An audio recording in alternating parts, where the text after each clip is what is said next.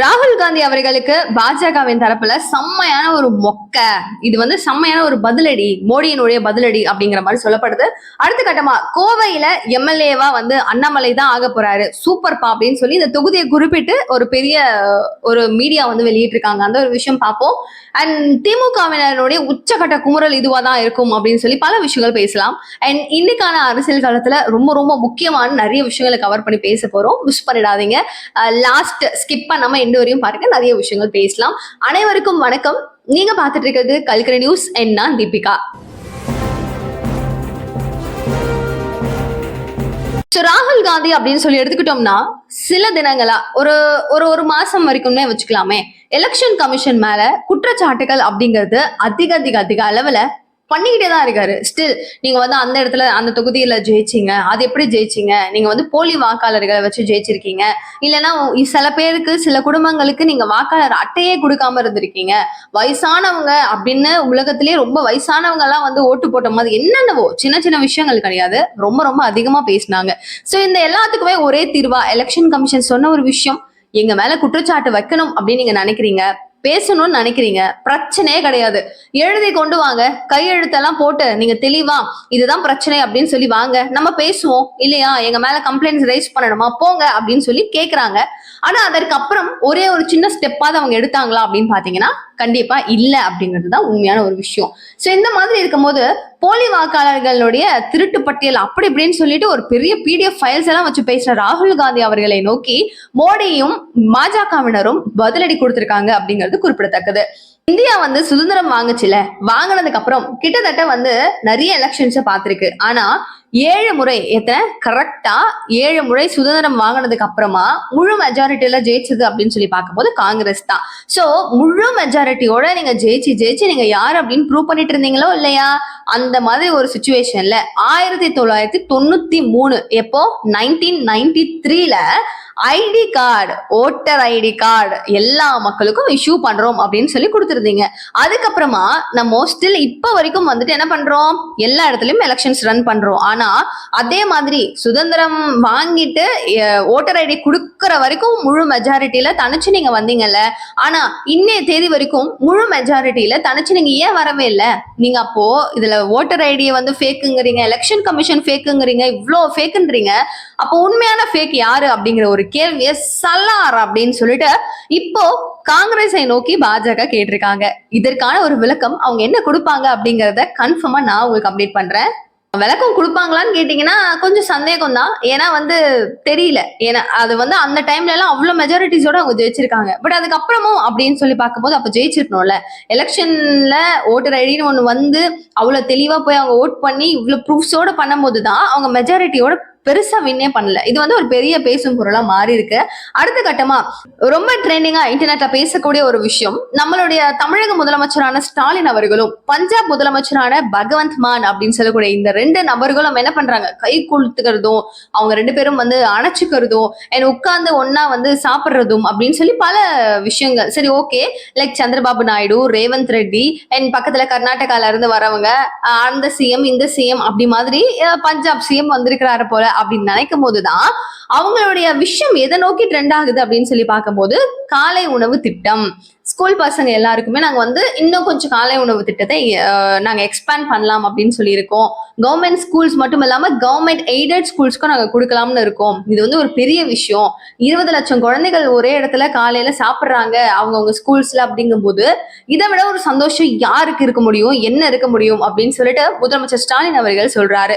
So இதை பார்த்ததுக்கு அப்புறமா பகவந்த் மான் அவர்கள் சொல்றாரு, யாரு பஞ்சாப் சிஎம் சொல்றாரு, இதை பார்க்கும் போது எனக்கு ரொம்ப சந்தோஷமா இருக்கு. நான் ஊருக்கு போனதுக்கு அப்புறம் முதல் வேலையா நான் பண்ண போறதும் என்னுடைய மக்களுக்கும் பார்த்துட்டு இதை பண்ண போறேன்.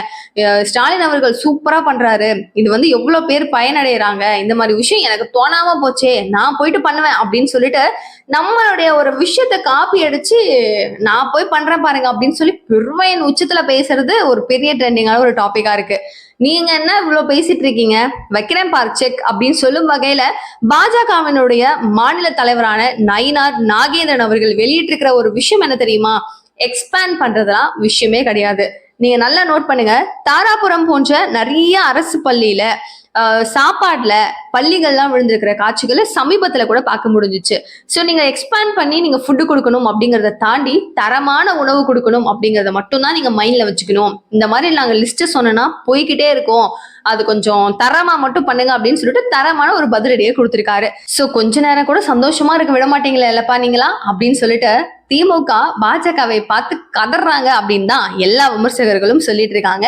சரி, ஓகே, இது ஒரு பக்கம் வச்சுக்கிட்டோம் அப்படின்னா நைனா நாகேந்திரன் அவர்களை பத்தி பேசிட்டு அண்ணாமலையினுடைய டாபிக் வரலன்னா எப்படி? சோ இப்ப பாத்தீங்கன்னா ஒரு பத்திரிகை ஒன்று ரிலீஸ் பண்ணிருக்காங்க. கோவையில மீண்டும் அண்ணாமலையினுடைய ஆதிக்கம் அப்படிங்கிற மாதிரி. சோ கடந்த நாடாளுமன்ற தேர்தல்ல கோயம்புத்தூர் தொகுதிகள்ல போட்டியிட்டாரு அண்ணாமலை அவர்கள். ஆனா துரதிருஷ்டவசமா திமுக வேட்பாளர் அவர்கள் கணபதி ராஜ்குமார் அப்படின்னு சொல்லக்கூடிய இந்த நபர் தான் அங்க வின் பண்ணியிருந்தாங்க. சோ இந்த இடத்துல அவர் வெற்றி பெற்றதுக்கு அப்புறமா போட்டியில தோத்தது அப்படின்னு சொல்லி பார்க்கும்போது ஆப்வியஸா அண்ணாமலை அவர்கள் தான். அந்த இடத்துல நான் இப்படி ஆயிடுச்சு அப்படின்னு சொல்லி வேட்பாளரா அவர் கண் கலங்கி கஷ்டப்பட்டு இருந்தாலும் இன்னைய தேதி திரும்பவும் அவர் அங்கதான் போவார். அன்னைக்கு நின்னாருல அது வேற, டோட்டலா வேற. ஆனா அண்ணாமலை அவர்களுடைய மவுசும் பவரும் இன்னைய தேதியில மொத்தமாவே வேற. சோ திரும்பவும் அவர் பழசா நின்ன அதே பிளேசஸ்ல லைக் சொல்லப்படுற இடம் அப்படின்னும் போது வடக்கு இல்லைன்னா சூலூர் அப்படின்னு சொல்லக்கூடிய இந்த ஒரு தொகுதிகள்ல திரும்பவும் வேட்பாளரா நிக்க போறது அண்ணாமலை அவர்கள். நின்னதுக்கு அப்புறம் வின் பண்ண போறதும் அவர் தான் அப்படின்னு சொல்லப்படுது. சோ திமுகவுல ஆல்ரெடி ஜெயிச்சு நிக்கிறாரு பாத்தீங்களா அந்த தலை, அவர் என்னப்பா பண்ணுவாரு அப்படின்ட்டு அதிக அளவுல திமுகவினர் கொஞ்சம் கதறாங்க அப்படிங்கிற மாதிரியும் சொல்லப்படுது. ஆனா அண்ணாமலை அவர்கள் எந்த தொகுதியில நின்னா ஜெயிப்பாரு அப்படின்னு சொல்லி ஆப்வியஸா உங்களுக்கு ஒரு திங்கிங் இருக்கும்ல. முன்னாடி நின்னாரு, தோத்துட்டாரு, திரும்பவும் அதே இடத்துல போட்டியிட்டு அவர் வின் பண்றதுக்கான வாய்ப்புகள் இருக்கா அப்படின்றத நீங்க தயவு செஞ்சு சொல்லுங்க.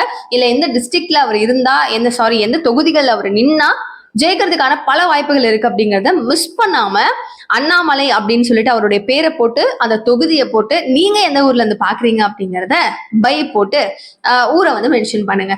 எனவே திரும்பவும் டாபிக் உள்ள போயிருவோம். சோ இந்த விஷயங்கள் பாத்தீங்கன்னா அண்ணாமலை அவர்கள் கிட்ட ஒரு கேள்வியாவே கேட்கப்படுது. சார், இப்போ நீங்க எந்த தொகுதிகள்ல நிப்பீங்கன்னு. இந்த கேள்வி ஏன் அப்படின்னா சமீபத்துல திரும்பவும் அண்ணாமலை அவர்கள் எந்த தொகுதிகளையும் வேட்பாளரா நிக்க போறது இல்ல, எலெக்ஷன்ல கலந்துக்க போறதே கிடையாது அப்படிங்கிற மாதிரி செம்ம வைரலா விஷயங்கள் பார்க்க முடிஞ்சிச்சு. ஐயோ இவர் வரலன்னா எப்படிப்பா அப்படின்னு சொல்லிட்டு அண்ணாமலையினுடைய ஆதரவாளர்கள் அப்படின்னு சொல்லக்கூடியவங்க ஒரு பெரிய அதிருப்தியிலே இருந்தாங்க. ஆனா அண்ணாமலை அவர்கள் கொடுத்திருக்கிற ரிப்ளை அப்படின்னு சொல்லி பார்க்கும்போது நீங்க என்னுடைய மேலிடம் என்னை இந்த ஊர்ல இந்த தொகுதிகள்ல வேட்பாளரா நில்லுங்க அப்படின்னு சொல்லி சொன்னாங்கன்னா நான் அந்த இடத்துல நிப்பேன். இல்லையா நீங்க தொகுதியில எல்லாம் நிக்க தேவையில்ல, நீங்க ஜஸ்ட் ஒர்க் பாருங்க, தேர்தலுக்கான வேலையில நீங்க ஃபுல் அண்ட் ஃபுல் ஈடுபட்டு வேலை பாருங்க அப்படின்னு சொன்னாங்கன்னா தேர்தல் வேலையில நான் இருப்பேன். நான் ஒரு நார்மலா சாதாரணமான ஒரு தொண்டர், என்னுடைய மேலிடம் என்ன சொல்லுதோ அதுதான் அப்படின்னு சொல்லிட்டு திரும்பவும் அவ்வளோ தன்னெடுக்கும்பா அப்படி பேசுறாரு. ஆனா அந்த தலைமைன்னு சொல்லி தூக்கி கொண்டாடிட்டு இருக்கிற அந்த தலைமை அண்ணாமலை அவர்கள் கொண்டாடுற அந்த தலைமை ஒரு நல்ல டிசிஷன் எடுத்து அண்ணாமலை அவர்களுக்கான ஒரு நல்ல ட்ராக்கை தயவு செய்து கொடுக்கணும். எடப்பாடியார் என்ன சொன்னாலும் அதை கேட்க கூடாது, மீதம் யார் என்ன சொன்னாலும் கேட்க கூடாது, தயவு செய்து ஒரு நல்ல முடிவு எடுங்கப்பா அப்படின்னு சொல்லிட்டு அண்ணாமலையினுடைய ஆதரவாளர்கள் மேலிடத்திற்கு சிபாரிசுகளும் பரிந்துரைகளும் பண்ணிட்டு இருக்காங்களா. எந்த அளவுக்கு ஒர்க் அவுட் ஆக போகுது அப்படிங்கறதையும் பொறுத்திருந்து பார்ப்போம். ஃபைனலி இப்போ விஜய் அவர்களை பத்தி ஒரு விஷயம் சொல்லியே ஆகணும். இத்தனை ஒரு 2 மாநாடு நடத்தியிருப்பாரா? முதல் மாநாடுல பெரிய அளவுல இன்ட்ரெஸ்ட் எல்லாம் கொடுத்திருந்தாரா? அவங்களுடைய கொள்கை தலைவர்கள் யார் அப்படிங்கறதெல்லாம் சொல்லியிருந்தாரு. ஆனா விஜயகாந்த் அவர்களை எங்கேயுமே ஒரு பெரிய அளவுல மென்ஷனே பண்ணல. சோ அதே மாதிரி எம்ஜிஆர் அவர்களும் ஆகட்டும், அண்ணா அவர்களும் ஆகட்டும், திரும்பவும் வரலாறு திரும்புகிறது அப்படின்னு சொல்லலாம் புதுகை தலைவர்களை தாண்டி புது முகங்கள் எல்லாத்தையுமே காமிச்சு அவர் புதுசா இந்த வாட்டி போர்ட்ரே பண்ணியிருந்தாரு. எனிவே அது வேற. ஆனா கேப்டன் விஜயகாந்த் அவர்களை என்னுடைய மதுரை அப்படின்னு சொல்லி நினைக்கும் போது என்னுடைய அண்ணனை நான் பேசாம இருக்க முடியாது, அவர் கூட பழகிறதுக்கான ஒரு வாய்ப்பு எனக்கு கிடைச்சிச்சு அப்படின்னு சொல்லிட்டு அந்த அளவுக்கு பெருமையா பேசின அந்த நபரை பத்தி இன்னைக்கு பயங்கரமா விமர்சனம் பண்றாங்க. பெரிய பெரிய நாளிதழெல்லாம் அவரை போட்டு கிழிச்சிட்டாங்க அப்படின்னு தான் சொல்லணும். சோ இதுக்கு என்ன காரணம் அப்படின்னு சொல்லி கேட்டீங்கன்னா கேப்டன் விஜயகாந்த் அவர்களுக்கு பர்த்டே செலிப்ரேஷன் முடிஞ்சிச்சு. சோ காலையில இருந்து நைட்டு வரைக்கும் சாப்பாடு போடுறது, தொண்டர்கள், ரசிகர்கள், எவ்வளவோ பேர் கட்சியில இருக்கிற அனைவரும் என்ன பண்றாங்க, வாழ்த்துக்களை குவிச்சிட்டு இருக்காங்க. இந்த மாதிரி ஒரு நேரத்துல எதுக்காக விஜய் அவர்கள் ரிப்ளை பண்ணல அப்படின்னு சொல்லி காலையில இருந்து மாலை 4:18 வரையும் வெயிட் பண்றாங்க. என்ன திப்பிக்கா 4:18 அப்படின்னு கேட்டீங்கன்னா கரெக்டா அவருடைய வாழ்த்து அப்படிங்கிறது 4:18 தான் போடப்படுது. சோ இந்த ஒரு விஷயத்த தினமலர்னு நினைக்கிறேன். அந்த நாளிதழ் என்ன சொல்லியிருக்காங்க அப்படின்னா, நீங்கா நினைவில் சாயங்காலம் வாழ்த்து தெரிவித்த விஜய் அப்படின்னு சொல்லிட்டு அவரை வந்து பயங்கரமா விமர்சனம் கலாய்ச்சி விட்டுருக்காங்க. சோ அவர் முழுசா மெசேஜ் போட்டுக்கிறது என்ன அப்படின்னா, நீங்கா நினைவில் வாழும் அண்ணன் புரட்சி கலைஞர் கேப்டன் விஜயகாந்த் அவர்களுக்கு வணக்கத்துடன் பிறந்தநாள் வாழ்த்துக்கள் அப்படின்னு சொல்லிட்டு அவருடைய விஷஸ ரொம்ப அற்புதமா வந்து பதிவு பண்ணியிருந்தாரு. இந்த அற்புதமான பதிவை நீங்க என்ன பண்ணிருக்கணும், என்னுடைய மனசுல நீங்க தான் இருக்கீங்க அப்படின்னு சொன்ன விஜய் அவர்கள் குறிப்பிட்டு சொன்ன விஷயங்கள் எல்லாமே நினைவில் இருக்கும். அதுவும் ஒரு 4 நாள் முன்னாடிதான் இவ்வளவு வார்த்தைகளும் பேசியிருக்கீங்க. அவருடைய பிறந்த நாளுக்கு சாயங்காலமா வாழ்த்து சொல்லுவீங்க அப்படிங்கிற ஒரு கேள்விதான் அவரை நோக்கி பாஞ்சிட்டு இருக்கு. சோ நம்ம சொல்லக்கூடிய விஷயங்கள் அப்படின்னு பாத்தீங்கன்னா, தமிழக வெற்றி கழகம் இன்னும் 100% இன்னும் எவ்வளவு அளவுக்கு எஃபிஷியண்டா உங்களுடைய பார்வை திறனை வந்து திறந்தே வச்சுட்டு நீங்க இருக்க முடியுமோ அப்படி இருக்கணும். ஆக்டிவா இருக்கணும், ரொம்ப போக்கஸ்டா இருக்கணும். உங்களை நோக்கி பல கேள்விகள் வரும். உங்களை நோக்கி நீங்க என்ன பண்றீங்க அப்படின்னு பாக்குறதுக்காக மட்டும்தான் 1000 கண்ணும் வெயிட் பண்ணும்.